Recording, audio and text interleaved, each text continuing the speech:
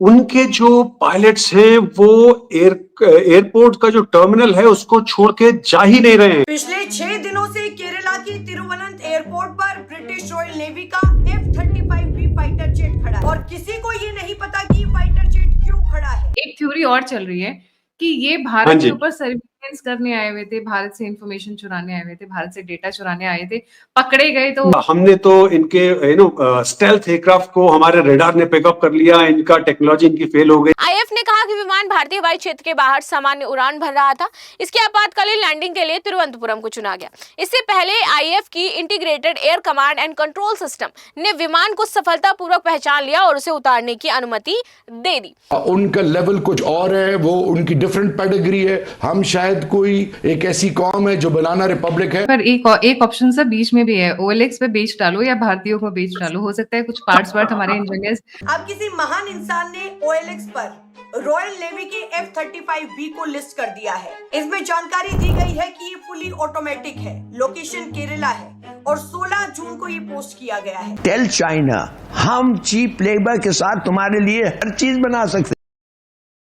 दोस्तों नमस्कार। यूएसए का F-35B जो काफी ज्यादा एडवांस माना जाता है और कहते हैं कि इसे दुनिया का कोई भी रडार पकड़ नहीं सकता, वो पिछले 7 दिन से भारत में केरला में खड़ा है क्योंकि इसे ब्रिटिश इंजीनियर ठीक ही नहीं कर पा रहे हैं और उसका पायलट वहां से हिलने को तैयार ही नहीं है। 24 घंटे उस पर नजर बना के रखते हैं ये लोग, क्योंकि उनको ये डर है कि इंडिया इसका सॉफ्टवेयर कॉपी ना कर ले या इसकी टेक्नोलॉजी के बारे में पता न लगा ले। आपको पता ही है कि ये जेट अमेरिका बनाता है लेकिन इसको ब्रिटिश नेवी ऑपरेट करती है और 7 दिन पहले जब ये भारत की वायु सीमा में उड़ रहा था तो हमारी नेवी के रडार ने इसको पकड़ लिया था और इसको केरला में इमरजेंसी लैंडिंग करनी पड़ी और तब से यहीं पे खड़ा है क्योंकि इसमें कुछ खराबी आ गई है। अब पता नहीं ऐसी क्या दिक्कत है जो ये ठीक ही नहीं हो पा रही। ऐसा लगता है कि कोई राज है जो छुपाया जा रहा है हमसे, क्योंकि इंडियन नेवी ने इनको ऑफर भी किया कि इस जेट को हम हैंगर के अंदर खड़ा कर देते हैं ताकि बारिश में भीगे ना और पानी ना जाए अंदर, लेकिन वो लोग इतने ज्यादा डरे हुए हैं कि वहां से हिलने को तैयार ही नहीं है। उन्हें हम पर बिल्कुल भी यकीन नहीं है। हम चाइना की तरह नहीं है कि रिवर्स इंजीनियरिंग करके सब कुछ बना ले। एक्सपर्ट कह रहे हैं कि ये भी यही रहने वाला है कई दिनों तक, क्योंकि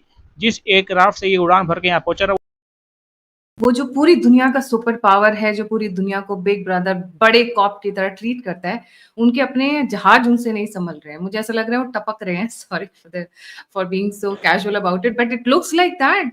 मतलब 5 दिन से आके बैठा हुआ है। हम कितनी मेहमान नवाजी करेंगे? प्लीज उड़ाओ और लेकर जाओ अपने घर। We are talking about F-35B. We'll talk now serious. Sir, a very warm welcome on the show. This is becoming hilarious. The entire world is watching. Fighter aircraft. मतलब 5 दिन नहीं, मेरे ख्याल से आज 7वां दिन है।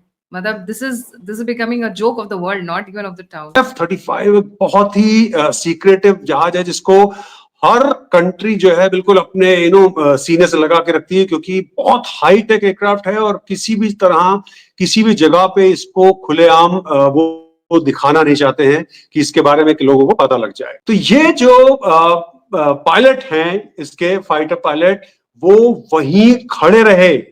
उनको केवल एक चक्कर लगाया गया, उनका इमिग्रेशन हुआ, वो कहते हैं मैं वापस जा रहा हूं। वो 2 घंटे एयरक्राफ्ट के पास ही खड़े रहे, चाहे वो धूप थी चाहे बारिश थी, क्योंकि त्रिवेंद्रम में और केरला में इसमें घमासान बारिश होती है, जिसे कहते हैं कैट्स एंड डॉग्स। तो उस तरह की बारिश होती है और उसमें वो वहां खड़े रहे। 2 घंटे बाद इनको कुछ रिलीफ के लिए उनके जो कुछ सैनिक वगैरह आए और उन्होंने वहां पे पहरा देना शुरू किया। भारत के जो CISF जवान थे वो तो वहां पे ऑलरेडी थे ही थे। तब जाके ये माने कि मैं अब अंदर टर्मिनल की बिल्डिंग में जाऊंगा। तो ये सीक्रेटिव आपने बात क्यों की? क्योंकि इसकी जो टेक है बहुत ज्यादा सीक्रेटिव है और मेन जो इसका है सॉफ्टवेयर है। अगर कोई इसका सॉफ्टवेयर डाउनलोड कर ले, चोरी कर ले, जिस तरह से चीन ने किया है, तो और या उसके अलग अलग पहलुओं को पहचान ले तो बहुत मुश्किल हो जाएगा। तो ये कहानी उस दिन हुई और इनके जवान जो थे वहां पे तैनात रहे। अगले दिन वो संडे के दिन इनकी एक टेक्निकल टीम आई और उन्होंने इस पे काम करना शुरू किया और देन दे रियलाइज कि इसमें हाइड्रोलिक्स की प्रॉब्लम भी आ चुकी है। तो इंजन की प्रॉब्लम आ गई थी, फ्यूल इमरजेंसी उन्होंने डिक्लेयर की और हाइड्रोलिक्स क्या है? जैसे हम लोग अभी बहुत बातें कर रहे थे कि जो एयर इंडिया 171 का जो दुर्भाग्यपूर्ण जो क्रैश हुआ था, उसमें बहुत लोगों ने सबने बातें कर दी। हर आदमी उस समय एक्सपर्ट भी बन गया था कि लैंडिंग गियर ऊपर नहीं जा रहा है, तो उसके फ्लैप्स नीचे नहीं आए थे और वाह वाह वाह ये वो। लेकिन तो ये जो जितनी भी चीजें हमने बात की हैं, लैंडिंग गियर, फ्लैप्स, एयरक्राफ्ट का कंट्रोल सिस्टम, ये सब कुछ निर्भर करता है हाइड्रोलिक्स पे। तो हाइड्रोलिक्स भी फेल हो गया उसका, इंजन में उसके गड़बड़ थी, तो वो एयरक्राफ्ट नहीं जा सकता था यहां से। तो इन्होंने काफी कोशिश की, जो ये टेक्नीशियंस आए हुए थे, और वो उसको ठीक नहीं कर पाए, और वो भी चले गए, और एक नया पायलट आ गया, और ये पायलट आए थे इनको साथ लेके चले गए, और एक नए पायलट आ गए और उनकी सिक्योरिटी टीम आ गई, जो अभी भी वहां बरकरार हैं। छठा दिन है आज, और ये बातचीत वहां चलती जा रही है। उस जहाज को उनके रेडार पे पिकअप किया गया और उसको वहां पे लैंडिंग कराई गई।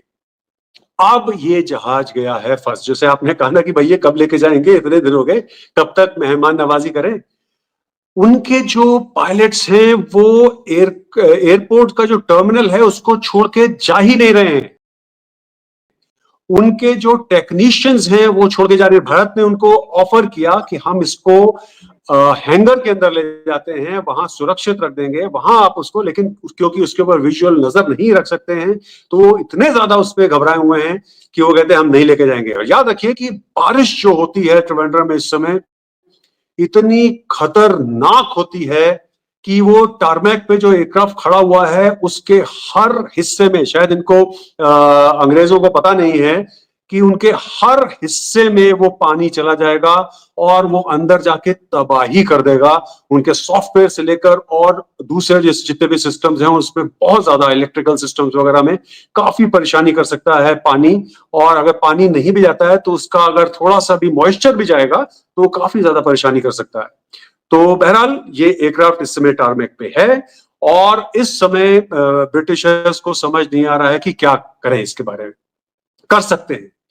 कर ये सकते हैं कि भाई, क्योंकि अब ठीक करने के लिए बहुत बड़ी टीम आएगी, लेकिन अगर ठीक भी कर दिया उन्होंने उसको, तो लेके कहां जाएंगे, फ्लाई करके कैसे लेके जाएंगे? उसके लिए उनको एयरक्राफ्ट कैरियर चाहिए। एयरक्राफ्ट कैरियर निकल चुका है, वो एयरक्राफ्ट कैरियर तो वापस आने वाला नहीं है, वो एक्सरसाइज में है। 8 मंथ्स का डिप्लॉयमेंट है उसका। सबसे जो लाइकली जो बात लगती है वो कि ये C5 गैलेक्सी लेके आएंगे, उसमें ले जाएंगे। और ये महंगा अफेयर है, क्योंकि C5 गैलेक्सी जो है वो $10,000 पर घंटे से ज्यादा का उसका खर्चा आता है।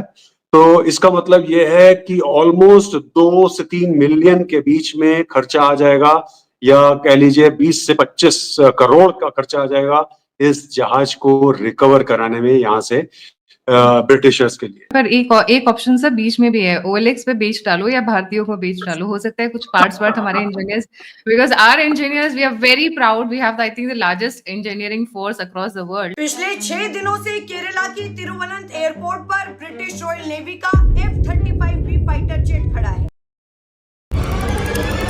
और किसी को ये नहीं पता कि फाइटर जेट क्यों खड़ा है। अब इस पूरे मामले में इफ एंड बट लगाए जा रहे हैं। रहस्य और भी ज्यादा गहराता जा रहा है, क्योंकि पहले इसके लिए बहाना दिया गया कि फ्यूल खत्म हो गया, फिर बाद में कहा गया कि तकनीकी खामियों के कारण ये विमान उड़ान नहीं भर पा रहा है और उसकी मरम्मत चल रही है। लेकिन कुछ रिपोर्ट्स दावा करती है कि भारत ने इस जेट को हैंगर में शिफ्ट करने की बात कही थी, ताकि ब्रिटेन से तकनीकी टीम आए और आराम से मरम्मत कर सके, लेकिन रॉयल नेवी ने मना कर दिया।